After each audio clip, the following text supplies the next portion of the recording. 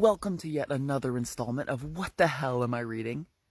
And on this episode, Depraved by Brian Smith. So I'm going on day 14 of this work assignment, so I'm listening to it enough while I work, but I'm backlogging enough of these episodes so I can upload them at once.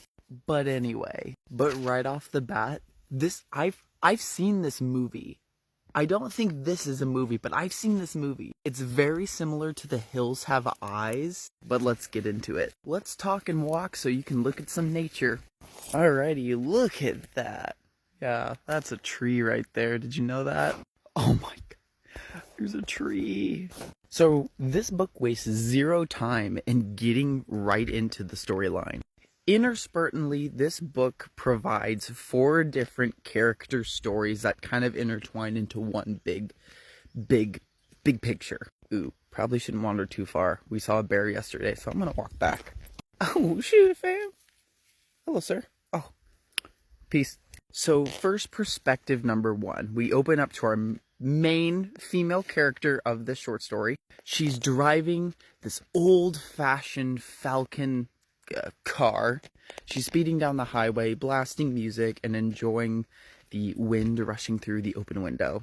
She has this deep internal monologue about this other character, Hoke, who she literally just bought the car from. She talks about how Hoke was a musician who plays local shows, mix of country and rock, how he was attractive, and she would have found him attractive despite his shitty, self-centered personality. She was very different, that their first interaction didn't really go as planned, and she was disappointed kind of how things turned out, and we'll get to that in a second. Then we are greeted with cries and pounding from the trunk. She turned up the volume. This Hoke was in the trunk. She drove aggressively, clearly distraught, angrily, crying, screaming to herself. And then it paints a clear picture of why Hoke is in the trunk and what happened. She arrived at Hoke's earlier today to buy the car. She wanted to do a personal inspection to see how it ran. She planned on buying this car a while ago. So after a long talk, chatting, giggling, laughing, and, after the car inspection was over and they decided, yeah, I'm going to buy the car today. Hoke invited her inside for a quick celebratory drink, and that's when things turn. I'm going to be really blunt about what happened, so be prepared. Immediately, he took advantage of her. She fought like hell, and he R-worded her on the floor.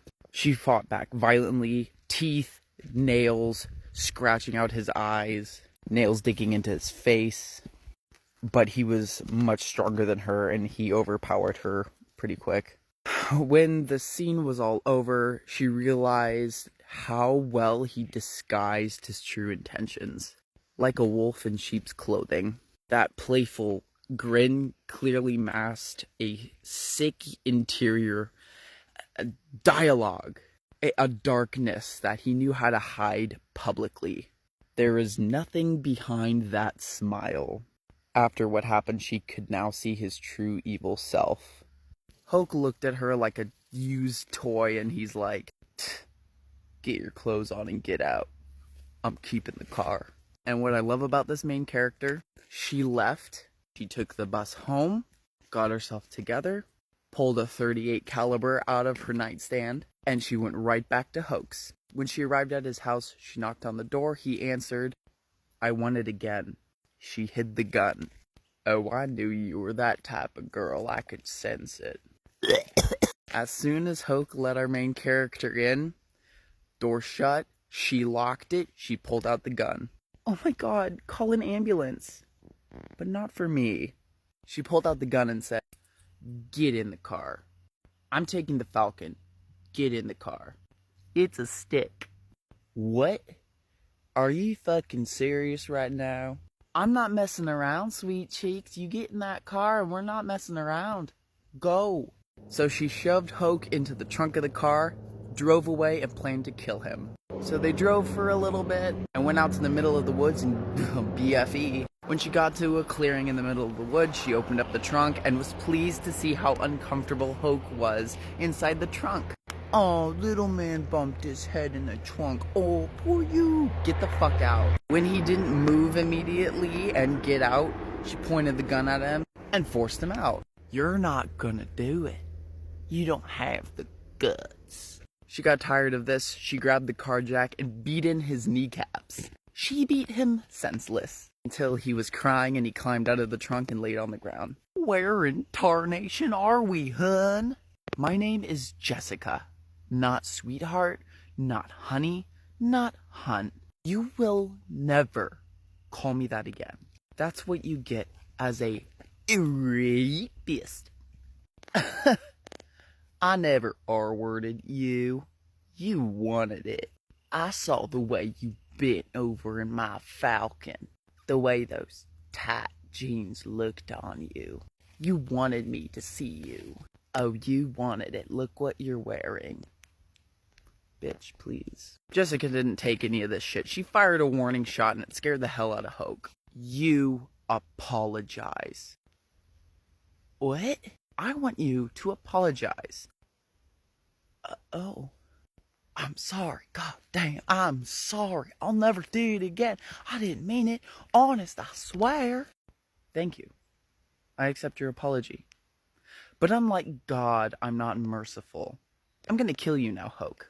This point in the book, it kind of rambled long enough where she really took her sweet time in savoring the preparation to expire this man. Unfortunately, she could have expired this man in like, I don't know, 20 minutes ago, but she kind of just twiddled her fingers and just taking her time. And at this point, of course, there was a snap of a twig behind her in the woods. She whipped around.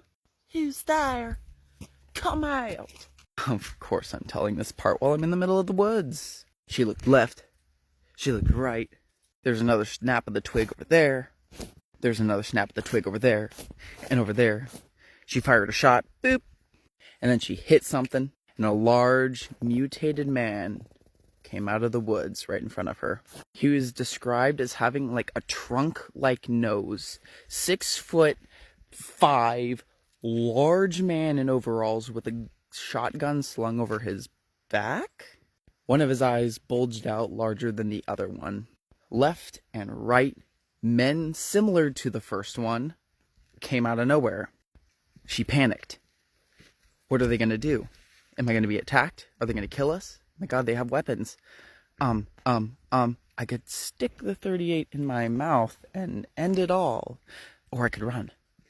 I think I'll run. I'm gonna run. Boom, let's go. The men just looked wrong, uncanny, mutated, like something happened. This is generational. This isn't a sudden mutation like a nuclear issue like Chernobyl, but this was generational. This was a long bloodline of mutation. Then she took off running, and a shotgun blasted right behind her.